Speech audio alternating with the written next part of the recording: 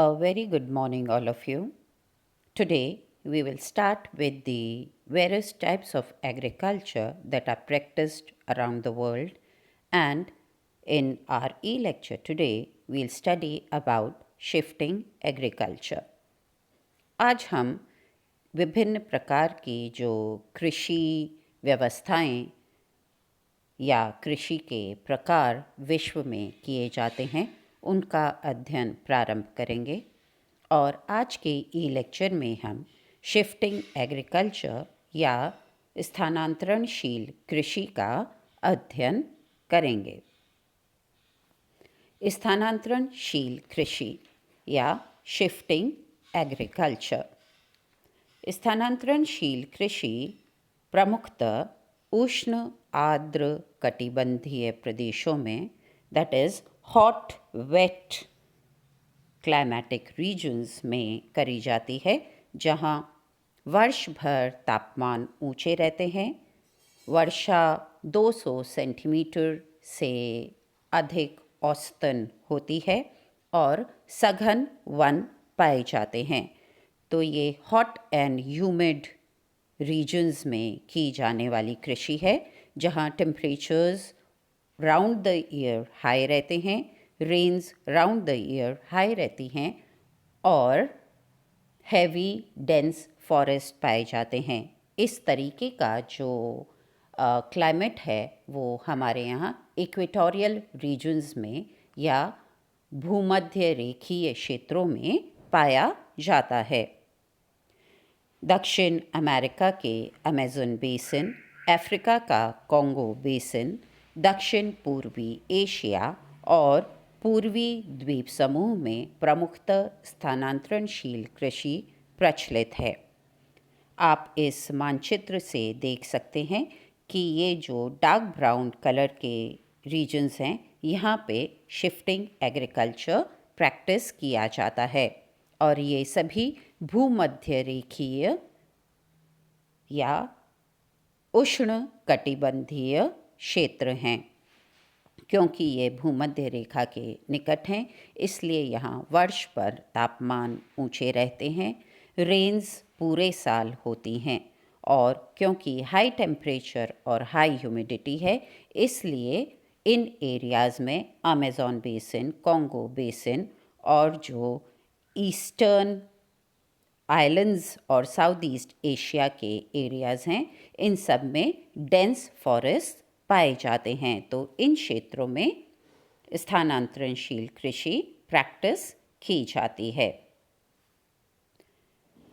विश्व में अलग अलग क्षेत्रों में इसे अलग अलग नाम से जाना जाता है। मलेशिया और इंडोनेशिया में इसे लदांग कृषि कहा जाता है, फिलीपींस में कैंजीन, श्रीलंका में चेना, मध्य अमेरिका और अफ्रीका में मिल्पा और हमारे यहाँ उत्तर पूर्वी भारत में इसे झुमिंग कृषि कहते हैं। दक्षिण पूर्वी राजस्थान में यह वतरा के नाम से जानी जाती है और बस्तर के पठार पर इसे पेंडा, बीवार, दहिया, डिम्पा जैसे अलग अलग नामों से पुकारा जाता है। स्थानांतरणशील कृषि की प्रमुख विशेषताएं। जैसा कि अभी हमने देखा कि यह कृषि उन क्षेत्रों में की जाती है जहाँ पर कि सघन वन पाए जाते हैं। तो इस कृषि को करने के लिए भूमि जंगलों को जलाकर प्राप्त की जाती है। किसी क्षेत्र के जंगल उन्हें जलाया जाता है और फिर वह क्षेत्र कृषि के लिए उपयोग किया जाता है। 2 या 3 साल तक उस खेत में कृषि की जाती है और जब उस खेत की उर्वरता समाप्त हो जाती है तो उसे छोड़ दिया जाता है। मतलब जब प्रोडक्शन रिड्यूस हो जाता है तो फिर उस खेत को छोड़ दिया जाता है और फिर यह कृषक दूसरी जगह स्थानांतरित हो जाते हैं। वहाँ एक नए जंगल को जलाते हैं और फिर एक नया खेत बनाकर अगले 2-3 वर्ष तक उस नए खेत में कृषि करते हैं और फिर वापस उस खेत को जलाकर नए खेत पर शिफ्ट कर जाते हैं। इस तरह स्थानांतरणशील कृषि में कृषक अपना खेत बदलते रहते हैं। जैसे जैसे उन्हें कम उत्पादन प्राप्त होता है या भूमि की उर्वरता समाप्त होती है तो खेत को बदल लिया जाता है। खेतों का आकार औसतन बहुत छोटा होता है। 1 से 2 हेक्टेयर तक ही खेतों का औसत आकार होता है स्थानांतरणशील कृषि के अंतर्गत। जंगलों को आग से जलाकर साफ किया जाता है, मतलब ये कोई मशीन्स या कोई साइंटिफिक मेथड्स यूज़ नहीं करते हैं। जंगलों को आग लगा दी जाती है और जब जंगल साफ हो जाते हैं तो उस जंगल की जो राख बचती है वह उस क्षेत्र के लिए उर्वरक का कार्य करती है। कोई केमिकल उर्वरकों का प्रयोग नहीं किया जाता है, जंगल की राख ही उर्वरक का कार्य करती है। यहाँ पर फसलों में खाद्य फसलें प्रमुख रूप से उगाई जाती हैं। एरियाज़ के क्लाइमेट्स के अकॉर्डिंग जो मेजर फसलें होती हैं वो होती हैं मक्का, ज्वार बाजरा, चावल, गन्ना, टमाटर, आलू, शकरकंद, केला, विभिन्न प्रकार की फलियां और गन्ना, ये सभी प्रमुखतः खाद्य फसलें हैं। कृषि में परंपरागत साधनों का उपयोग होता है, जैसे हल, खुरपी, कुदाल, कुल्हाड़ी आदि जो परंपरागत रूप से कृषि के लिए उपयोग होने वाले उपकरण हैं, उन्हीं का उपयोग होता है। मशीनों का प्रयोग नहीं किया जाता है। पूंजी, उर्वरक, उन्नत बीज, सिंचाई जैसे विकसित और वैज्ञानिक साधनों का स्थानांतरणशील कृषि में प्रयोग नहीं होता है। पूंजी और श्रम नाममात्र का होता है। श्रम ज़्यादातर कृषक और उसके परिवार द्वारा ही कृषि के काम में जो श्रम होता है वो लगता है। बाहर का श्रम बहुत कम इसमें लगाया जाता है।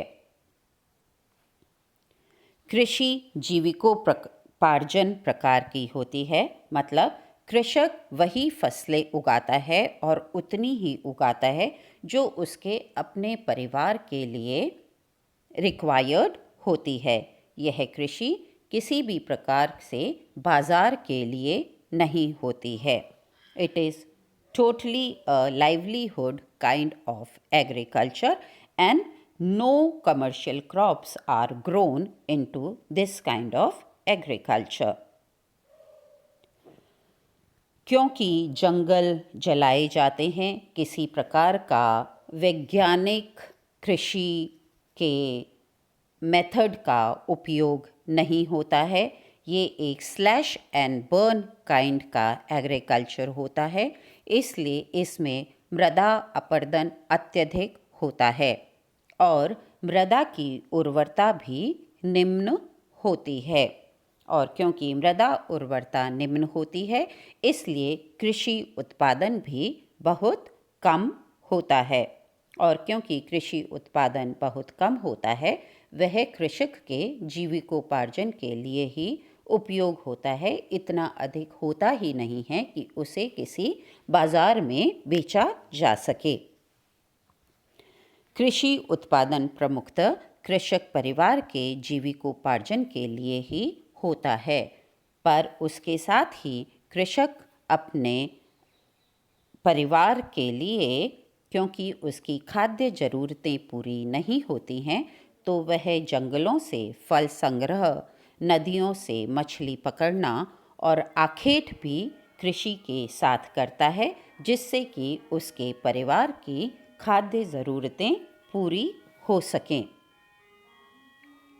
कृषि उत्पादकता बहुत कम होती है, क्योंकि कृषि में किसी प्रकार के उर्वरकों का उपयोग नहीं किया जाता, उन्नत बीजों का उपयोग नहीं किया जाता, सिंचाई साधनों का उपयोग नहीं किया जाता और श्रम भी कृषक का अपने परिवार का ही होता है। इसलिए कृषि उत्पादकता बहुत कम होती है, उत्पादन कम होता है और श्रम अधिक लगता है। क्योंकि उत्पादन कम होता है और जीविकोपार्जन के लिए ही कृषक उत्पादन करता है, इसलिए उत्पादित फसलों का उपयोग स्थानीय रूप से ही हो जाता है। किसी प्रकार के निर्यात इस कृषि के उत्पादन के नहीं होते हैं। कृषि मौसम व वर्षा पर निर्भर करती है। वर्षा जल्दी हो जाती है तो फसलें जल्दी बो दी जाती हैं, वर्षा में देर होती है तो फसलें भी देर से बोई जाती हैं। तो फसलों का जो समय होता है वह भी वर्षा और मौसम के अनुसार बदलता रहता है। तो हमने देखा कि स्थानांतरणशील कृषि एक परंपरागत प्रकार की कृषि है, जिसमें अभी भी परंपरागत तरीकों का उपयोग किया जाता है। यह एक जीविकोपार्जन कृषि है, जिसमें कृषक और उसका परिवार संलग्न रहते हैं और अभी भी रूढ़ियों से ग्रस्त है। स्थानांतरणशील कृषि पर्यावरण के लिए बहुत विनाशकारी है। इससे वनों का विनाश होता है, क्योंकि स्लैश एंड बर्न तरीके में वनों को जला करके और कृषि के लिए भूमि उपलब्ध की जाती है। मृदा का अपरदन होता है और भूमि की जो नैसर्गिक उर्वरता है वह भी नष्ट होती है।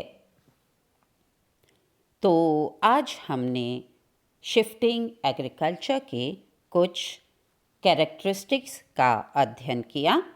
We tried to understand the areas and the basic characteristics of shifting agriculture and saw that shifting agriculture is a slash and burn kind of agriculture which is very detrimental to the environment. Thank you.